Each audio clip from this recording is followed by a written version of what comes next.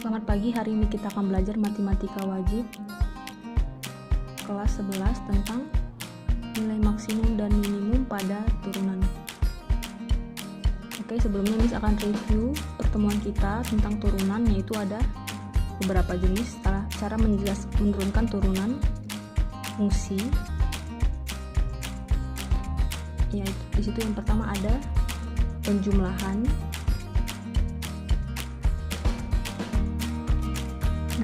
dan pengurangan, perkalian dan pembagian, dan turunan berantai.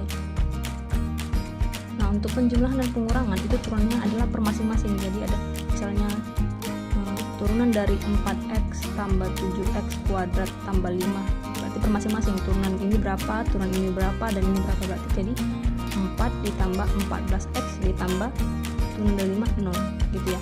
Begitu juga dengan pengurangan, kita langsung aja buat sini min dan min atau min plus ya. Kalau perkalian dan pembagian itu pakai rumusnya. Ada kemarin dijelaskan, ada kalau ya perkalian berarti turunannya adalah u aksen kali v tambah v aksen u. Nah, untuk yang pembagian u aksen v bedanya dikurang v aksen u dan dia terus dibagi sama v kuadrat, tapi ini yang v-nya ini nggak diturunkan. Oke, kalau turunan berantai misalnya ada ax tambah b pangkat n, nanti n-nya ini dikalikan ke depan seperti biasa, berarti n ax tambah b, dan n-nya itu dikurang 1, berarti n dikurang 1. Nah, si ax-nya ini yang mengandung si x ini kita turunkan lagi, berarti jadi tinggal si a gitu ya. Misalnya contohnya di sini ada fx sama dengan 4x 3x tambah 2 kuadrat. Nah, berarti ini nggak ada mis buatnya 4 aja. Berarti turunan berantainya berarti 2 dikali 4 jadi 8. 8 3x tambah 2 tinggal berapa nih? Angka 1 dikali sama yang bisa turunkan lagi, berarti dikali 3 gitu. Berarti jadi 24 3x tambah 2 gitu ya. Oke, sekarang kita lanjut ke turunan tentang topiknya tentang nilai maksimum dan minimum. Nah, untuk nilai maksimum dan minimum kita akan sering menggunakan fungsi kuadrat. Ax kuadrat tambah bx tambah c, di mana a-nya tidak sama dengan 0. Jika a-nya 0 berarti x-nya ini akan hilang, berarti nggak jadi fungsi kuadrat lagi. Nah, ketika nilai maksimum maka a-nya itu kurang dari 0, dan ketika minimum a-nya lebih dari 0. Maksudnya adalah contohnya seperti fx sama dengan 4x kuadrat tambah 2x kurang 3, berarti a-nya siapa? 4 ya, b-nya 2, c-nya min 3. a-nya 4 berarti a-nya lebih dari 0, maka dia memiliki nilai minimum. Semisal ini min 4x kuadrat, maka dia memiliki nilai maksimum karena a-nya sama dengan min 4, karena min 4 kurang dari 0. Itu ya untuk menentukan nilai maksimum dan minimumnya. Jika mencarinya adalah kita tinggal mencari turunannya, berarti turunannya adalah misalnya fungsi ini ya, fx, berarti fx aksennya sama dengan min 8x ditambah 2 dan sama dengan 0.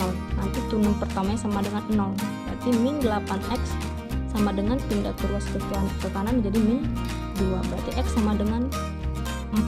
4-nya ini dimasukkan ke persamaan pertama untuk menentukan nilai y. Maka f4 sama dengan min 4 kali 4 kuadrat ditambah 2 dikali 4 kurang 3 gitu ya. Hasilnya sekian. Oke, kita lanjut ke soal selanjutnya. Nah, di sini ada fungsi fx x kuadrat kurang 6x plus 8. Dia memiliki nilai maksimum atau minimum.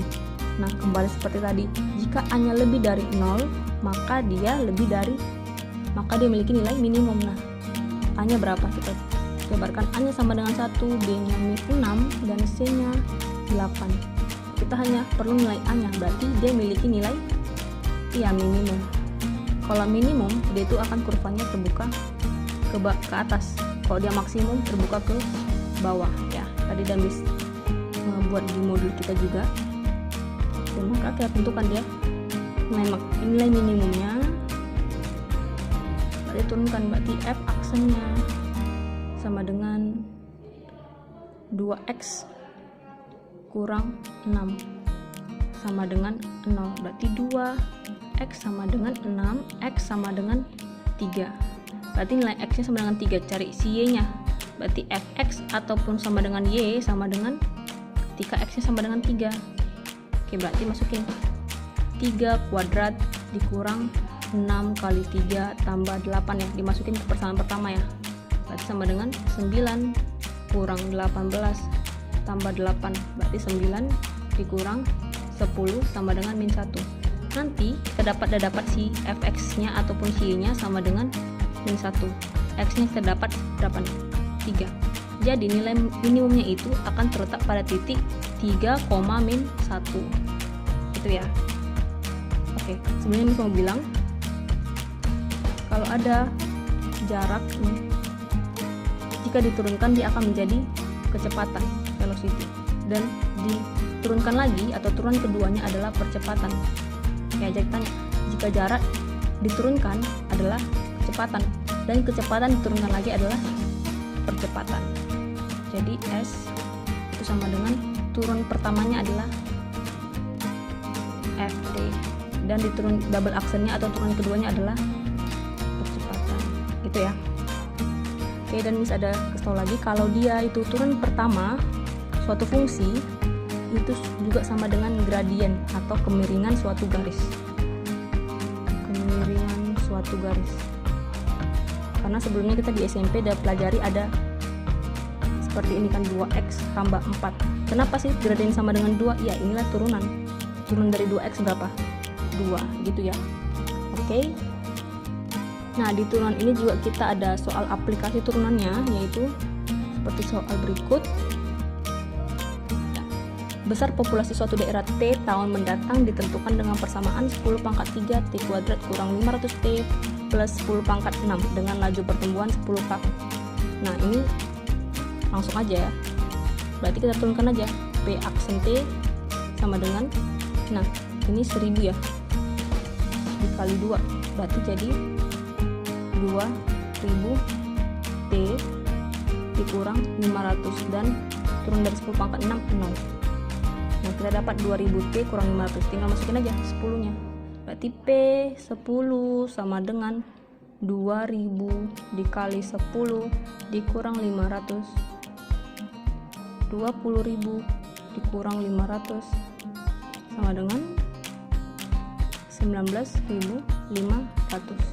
Itu dia.